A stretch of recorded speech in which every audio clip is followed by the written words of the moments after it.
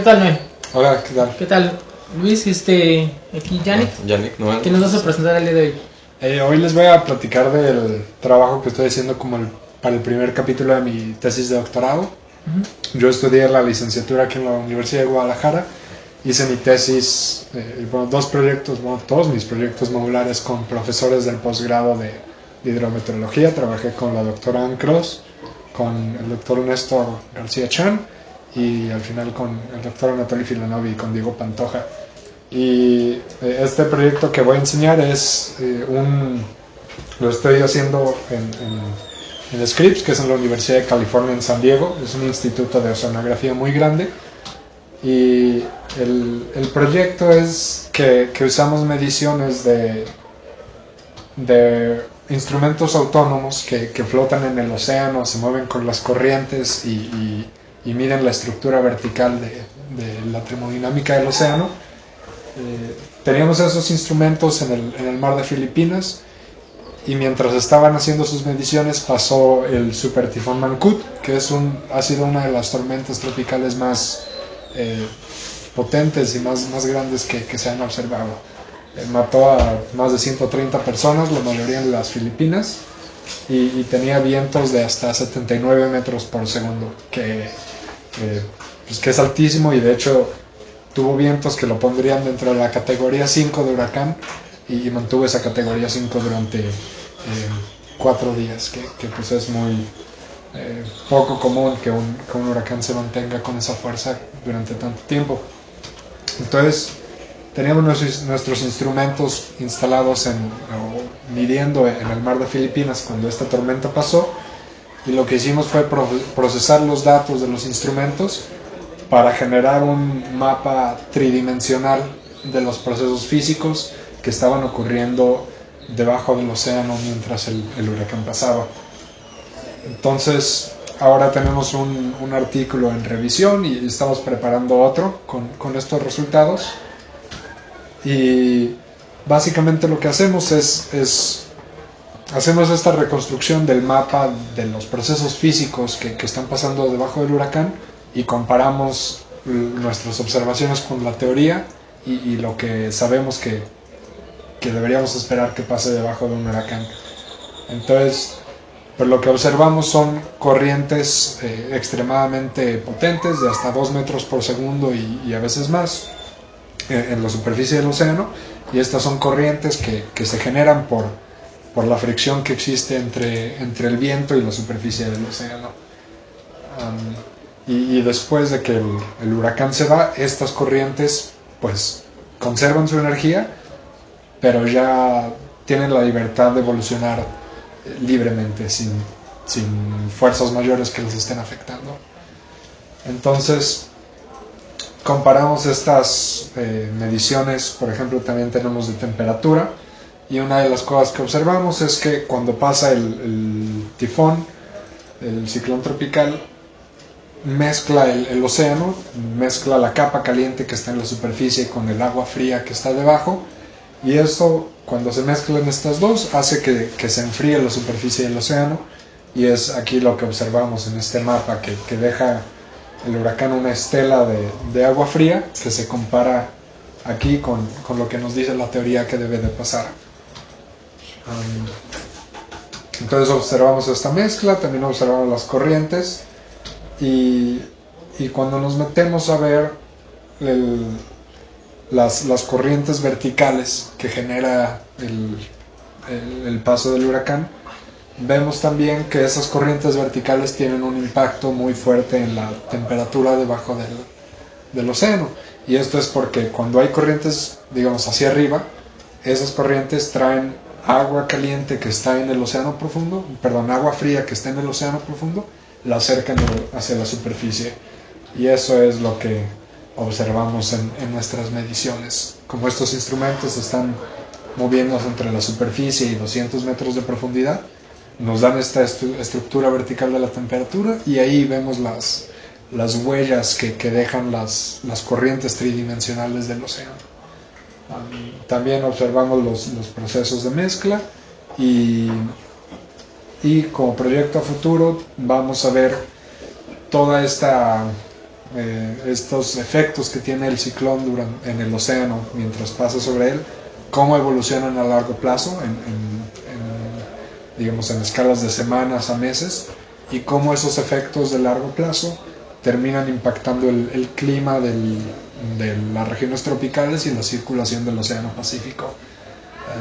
Porque al final de cuentas es un ciclón tropical es una interacción e intercambio de energía gigantesco entre el océano y la atmósfera, y pues ahí termina siendo un componente que le da forma al mundo que conocemos. Qué interesante, ¿verdad? Sí. ¿Y qué te dijo que estudiaras oceanografía? ¿Pensaste alguna vez, alguien te dijo, ve y estudia oceanografía, o vuélvete meteorólogo, o no sé, Claro. ¿qué es lo que te llamó? Fue cuando estaba en la licenciatura en física. Tuve un viaje que estuve acampando y me gustaba ver la naturaleza, y mientras estaba acampando dije, cualquier trabajo que escoja para el resto de mi vida, quiero que me acerque a la naturaleza y estar, digamos, el trabajo de oficina a veces es inevitable, pero Sí. quiero un trabajo que me dé oportunidad de ver directamente la naturaleza. Pero me imagino que nunca pensaste que ibas a ir en un barco. Me imagino. No, en ese momento no. Como parte de mi trabajo de doctorado me ha tocado ir en expediciones en barco. También aquí con el doctor Anatoly Filonov hice prácticas en campo en el lago de Santa María del Oro, y ya en Estados Unidos he tenido la oportunidad de ir en expediciones al mar de Filipinas, y pues usamos estos barcos grandes como de 100 metros de largo, con mucho personal, y ahí es donde realizamos nuestras observaciones directamente en el océano. Aquí pues tenemos ejemplos de cómo es la vida en el barco, y es bonito porque como no tienes cómo escapar de las personas que te rodean, entonces terminas haciendo muy buenos amigos. Me imagino. Y considerando un día de barco, ¿qué es? Muy pasado, ¿cómo tienen un tiempo programado? ¿A qué hora me levanto? ¿A qué hora me voy a dormir? ¿O qué es lo que debo de hacer? Claro. Pues según las metas del experimento y según el clima también, o el tiempo atmosférico que haga, cambian los planes, ¿no? Pero generalmente, o en las expediciones que yo he ido, separamos grupos por turnos. Entonces en las fotos que tenemos aquí, yo estaba en el turno de la noche. Entonces Pesado. me levantaba a las 3 de la tarde, comía y empezaba a trabajar a las 5 de la tarde, y dejaba de trabajar a las 5 de la mañana. ¿Y alguna vez Entonces, esa comida tuvo efectos secundarios? sí, exacto. En días con mucho viento y mucho oleaje, pues el barco se mueve, ¿no? Las olas llegan a ser de hasta 7, 8 metros de alto. Entonces imagínate, estás todo el día subiendo y bajando con las olas, y pues te revuelve la birria y terminas vomitando. Una vez, lo peor que me ha pasado es vomité 6 veces en un solo día. Pero uno se acostumbra y Claro. no está mal. Bueno, y al final de cuentas, tú como estudiante mexicano, ¿cómo te ves hacia un futuro?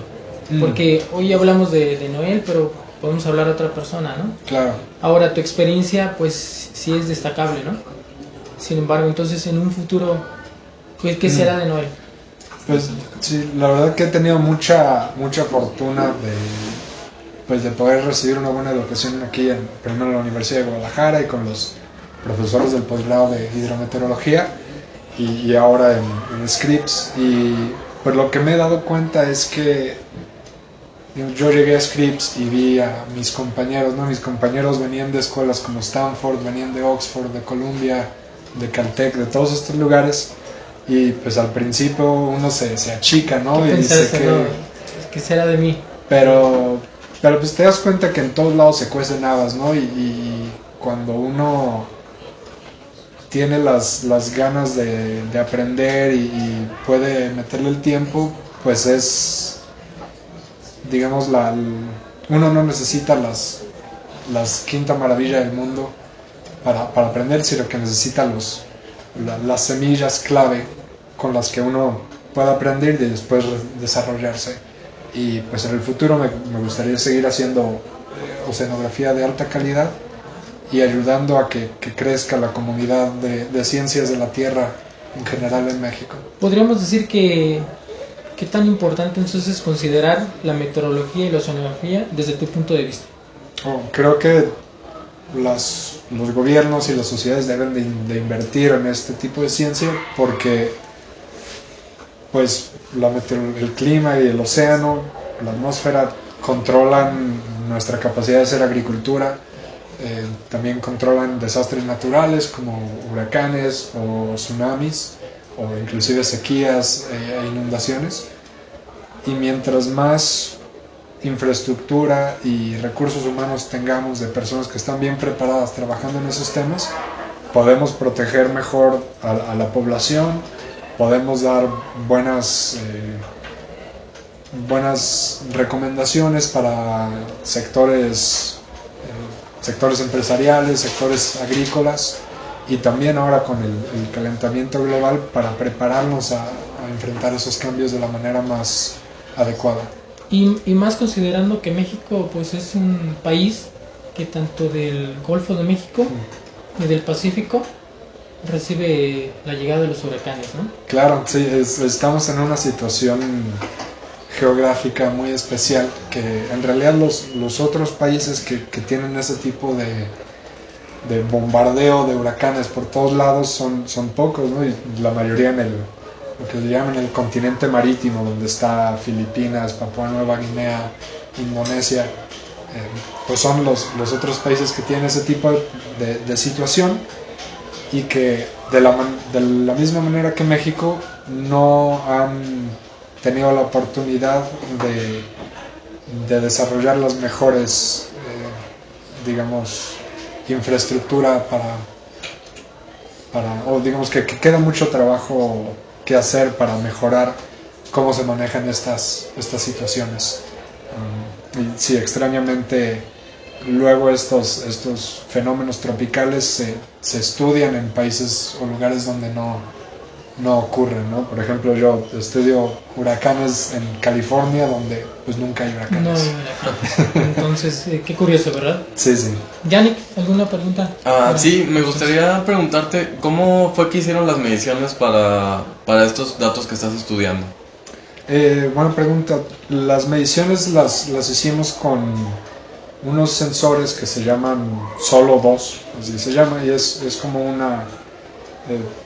tengo una foto y lo que hace es una cápsula que lanzamos al océano y las corrientes del océano se la van llevando con la corriente, pero lo curioso de este instrumento es que tiene una válvula que se expande y se contrae y al cambiar su volumen el instrumento cambia su densidad y al cambiar su densidad esto le permite viajar desde la superficie del océano hasta regiones más profundas. Entonces va viajando desde la superficie a 200 metros de profundidad y cuando llega a la superficie, digamos, durante ese recorrido toma mediciones de temperatura, salinidad y presión y cuando llega a la superficie el instrumento envía sus datos por medio de satélite y ya se descargan los datos y se procesan para hacer estas interpretaciones físicas. Ok, ¿y en tu trabajo analizaste todos los datos o seleccionaste algunas áreas en particular? Para este trabajo seleccioné las mediciones que se hicieron dentro de una distancia menor a 700 kilómetros del huracán. Entonces dije, esto es lo que me va a interesar. Después tomé algunos datos extra para extender el análisis, pero lo que me interesa es qué observan estos sensores cuando están cerca de la tormenta. Y así podemos ver en realidad cuáles son los tipos de procesos y movimientos que son impulsados por la tormenta misma. ¿Y alguna vez tuviste miedo estando allá en la tormenta de que, no sé, te cayeras del barco? ¿O qué se siente estar tan cerca de una tormenta? No sé. Creo que no sentí miedo, pero porque en estas expediciones siempre la primera cosa es la seguridad. Y se nos dan talleres de qué hacer en cierto tipo de situaciones, hay simulacros y en ese sentido sé que hay un buen plan, buena planeación para enfrentar emergencias, pero estar en estos vientos huracanados, ahora sí, y con olas gigantescas en el océano, a uno a veces lo llena de adrenalina, ¿no? Y cuando te das cuenta de lo especial que es ver estos fenómenos desde tan cerca y pues ver a estos dos monstruos, ¿no? Que son la atmósfera y el océano hablándose el uno al otro es una oportunidad muy, muy especial y que estoy agradecido por haberla tenido. Qué interesante sería el día de mañana, ya no en el océano, sino arriba, en la atmósfera, un cazahuracanes. Cazahuracanes. Puede llegar a darse, ¿no? Sí, pues hay gente que operan estos aviones para meterse a los huracanes y lanzar, por ejemplo, uno de los métodos clásicos de estudiar huracanes es ir con el avión, volar sobre el huracán y lanzar sensores que miden vientos, o algunos los lanzan desde arriba y se meten al océano y ya toman mediciones en el océano. Si alguna vez se presenta la oportunidad de subirme a uno de esos aviones, la tomaría sin pensarlo, pero por lo pronto no sé cómo podría tener esa oportunidad. Yo creo Ojalá que un día. Estás iniciando, yo creo que en un futuro se puede llegar a dar el caso y pues que más que Noel, ¿no? Que va adelante. Claro. Yannick. Pues nada, agradecerte la visita que has tenido con nosotros. Me parece un trabajo muy, muy interesante y me gustaría, pues ahora sí que conocer al Noel que va a estar trabajando dentro de unos 3, 4 años, ya que siempre vas con proyectos cada vez más duros, ¿no? Y pues con gusto de que hayas sido egresado de CUSEI, de nuestro alumnado y pues eso nos abre a nosotros los ojos para poder ir más allá, ¿no? Como alumnos de la licenciatura en particular. Sí, muchas gracias. Siento un gran sentido de pertenencia a la Universidad de Guadalajara y a CUSEI, y a mí me da gusto poder compartir mis experiencias y lo que he aprendido con los estudiantes de aquí para pues motivar a la gente y darle también las herramientas para que puedan convertirse ellos o ellas mismas en científicos, ya sea climatólogos, oceanógrafos o lo que les interese más.